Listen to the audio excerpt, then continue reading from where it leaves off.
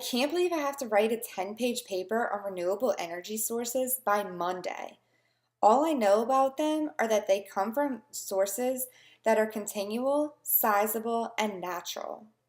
There's wind power, solar power, geothermal power, water power, and biofuel. I kind of know a little bit about biofuel already. It comes from living organisms and the waste produced by them. But these other ones I think I'm going to have to find more out about. I'm going to start with water power. Perfect. A YouTube channel with videos on hydropower, solar power, geothermal energy, and wind power. Stephen Armstrong here in the Glen Canyon Dam in Arizona, located 100 feet above Lake Powell, and to my right behind me, 583 feet above the Colorado River on the top of the dam. And we're about to go down onto the inside in a second and talk about the hydropower produced by these turbines. Inside the dam, heading towards the power plant here at the Glen Canyon Dam in Lake Powell. They give tours every 30 minutes throughout the day. One just walked by.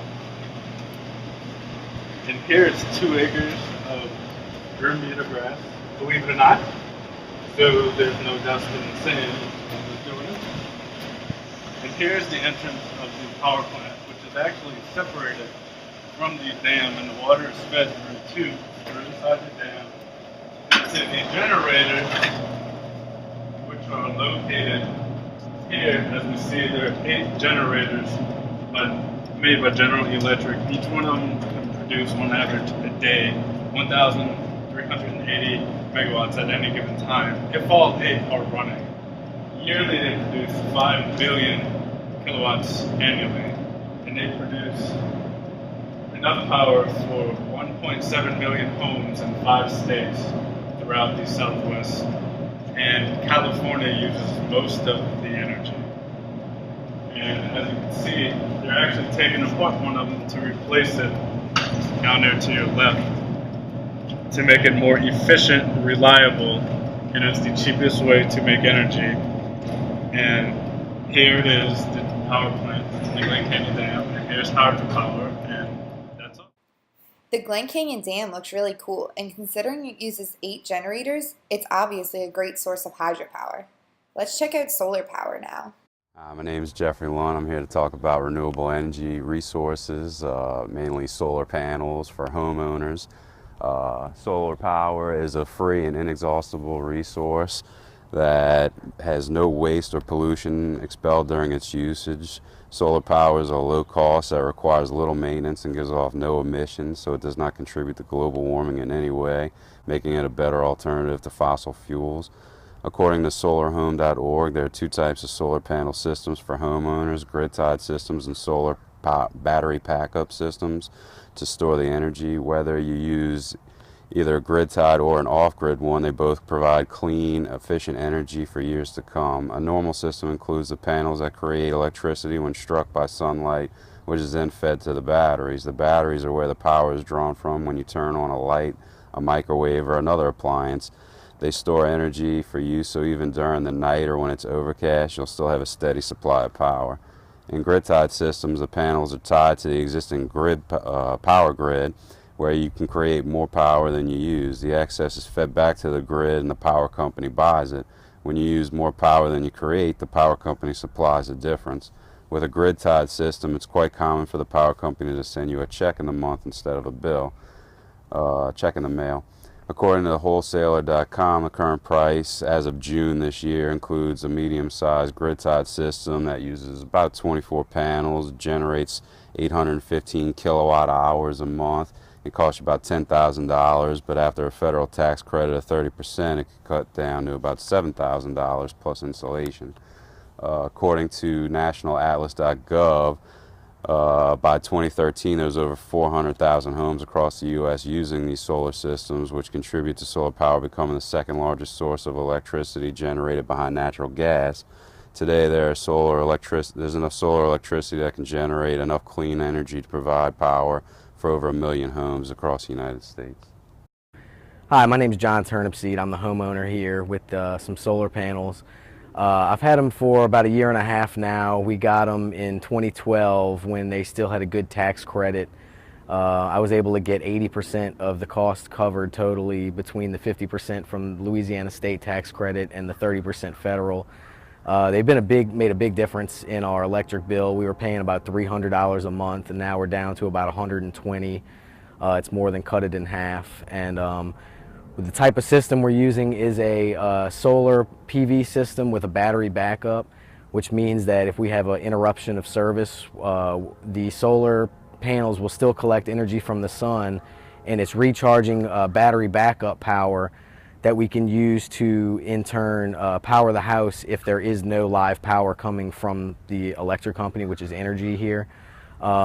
We have a net metering system, which means if we ever were to generate more power from the solar panels than we use, then we would actually get money in the mail. We haven't had that happen yet. You know, we have 2 kids and a fairly decent sized house, so it uses a lot of electricity. But like I said, it cut down on a lot of the cost. We also have solar attic fans, which basically powers the attic ventilation through just the solar panels, no energy required for that. As you know, here in New Orleans, it gets pretty hot, and that's a major cost that it's cut down on, so that's been a good thing. We definitely would recommend solar panels to anybody that can go ahead and shell out the cost for them, because in the long run, they will pay for themselves after a few years. And like I said, with our system, it gives you the ability to maintain power even during like a hurricane or something where you have uninterrupted outages for a long time. So it's been a big benefit. I know here in Louisiana the tax credits are changing a little bit, but they're still pretty much some of the best in the country, so I would recommend anyone to take advantage of them while they can. My wife had to get over the look of them to begin with, but you know, they're starting to become more commonplace, and I feel like you're seeing a lot more of them than you used to. So overall, it's been a great experience. There's a lot of companies out there that do it, and I recommend anyone to look into it because it's been a good experience for us. Solar panels seem to be a great alternative, considering you can get assistance from the government as well as money back each month from the energy company. Now here's a video on geothermal energy. Hi, I'm Andrew Scorsone, and I'll be covering the renewable resource of geothermal energy. Let's consider a simple question. If an item were extremely hot and you needed to cool it down fast, would you place it in a container full of water and let 70-degree water cool it? Or would you place it in front of a fan and let 70-degree air cool it?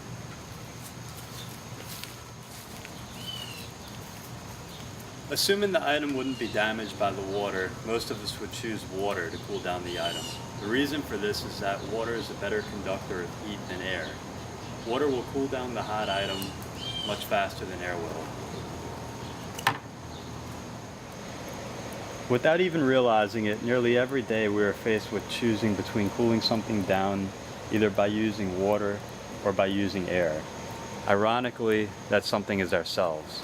Roughly 2/3 of electricity used in a home is for heating and cooling purposes. This is largely because traditional air conditioning systems are air-cooled systems. They use outside air to cool down the hot part of the air conditioner known as a condenser. Often these air-cooled systems are not as efficient as using water-cooled geothermal systems. About 50% of all the sun's energy that reaches the earth is renewable energy that is naturally stored in the earth itself.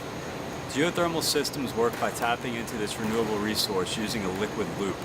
The system itself emits no carbon dioxide, carbon monoxide, or greenhouse gases.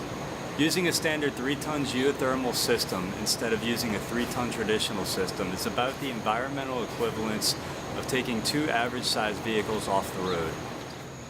Due to their efficiency, these machines are also economically effective. According to National Geographic in 2013, geothermal systems remove 4 times more kilowatt hours of consumption from the electric grid per dollar spent than solar and wind power add to the electric grid. Considering all these factors, it seems that geothermal systems are presently one of the most environmentally friendly solutions to making our world a better and more sustainable place. I hope you enjoyed this video. Thank you for watching. That makes so much sense. Before watching this, I wouldn't have been able to decide if air or water worked better to cool something down. Now I know that it's definitely water. Geothermal energy seems pretty cool. Here's one last one, wind power. Hello, my name is Ahim Alzubi, and I'll be telling you more about the renewable energy resource of wind. Wind is a great renewable energy resource. The windmill was first created by the Persians. It was created between 500 and 900 AD, but at first it was created to grind grain. In the United States, we first developed our windmill around 1800 AD, but didn't become into rural areas till about 1930. There are two types of windmills. There's a vertical windmill and there's a horizontal windmill. The horizontal windmill is the one that's used the most. This pinwheel helps represent the horizontal windmill process. The wind helps spin the blades, which helps convert the energy of wind into rotational energy. Wind energy is one of the lowest priced renewable energy sources. Therefore, it is self-explanatory why it's the fastest growing segment of renewable energy resources. Most of the windmills in Louisiana are offshore, and they currently generate about 1.4% of Louisiana's electricity. Wow, I can't believe I didn't know about all these renewable energy sources. Considering the world operates using less than 10% of renewable energy, more awareness should be brought to this. There's things that can be done on the local level, such as installing solar panels in someone's home, to things that can be done on the global level, like the government mandating how much power should come from renewable energy sources. Now I just need to decide which energy source I want to write my paper on.